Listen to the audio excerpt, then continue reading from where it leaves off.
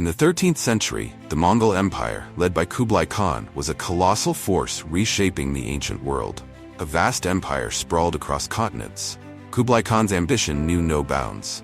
But when his gaze turned toward Japan, a nation untouched by foreign rule, he faced a challenge unlike any other.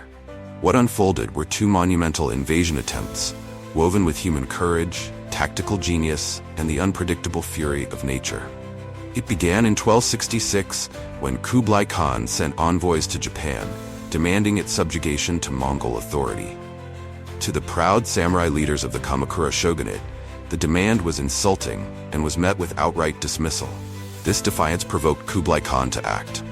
In 1274, the Mongols launched their first invasion. Over 900 ships carried 30,000 Mongol, Chinese, and Korean troops to the shores of Japan. Unlike anything the samurai had encountered before, the Mongols brought innovation to the battlefield. Coordinated cavalry charges, devastating volleys of arrows, and even early gunpowder weaponry. The samurai, who valued one-on-one duels and heroic feats, were bewildered by this efficient, impersonal warfare. The Mongol fleet landed at Hakata Bay, and the initial skirmishes were brutal. Mongol soldiers, with tactical formations and superior numbers, pushed the Japanese defenders back. Yet the samurai refused to surrender. They fought with unrelenting determination, using guerrilla tactics to disrupt the enemy. But the decisive moment came not from human effort, but from the heavens. As night fell, a sudden and ferocious storm lashed the Mongol fleet. Many ships, unfit for Japan's rough seas, were smashed against rocks or sank under the waves. Thousands of invaders drowned, and the surviving forces retreated. This storm, seen by the Japanese as a kamikaze or divine wind, was hailed as a miracle, a sign that their gods had intervened to protect the sacred land. Kublai Khan, however, was not a man to be easily deterred. For years, he rebuilt his forces, preparing for a larger, more sophisticated invasion. By 1281, he assembled an armada of unprecedented scale, over 400 ships and more than 140,000 soldiers. This was a massive logistical feat, but it also exposed the Mongols to significant vulnerabilities.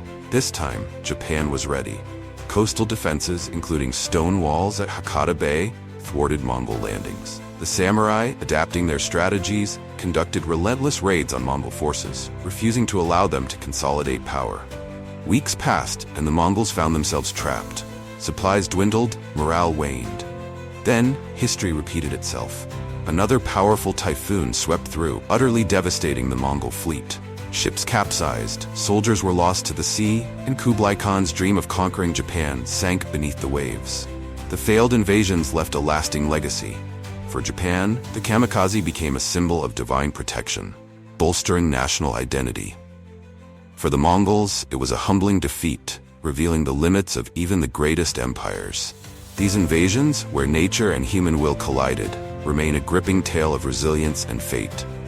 A moment in history when even the mighty Mongols bowed to forces beyond their control.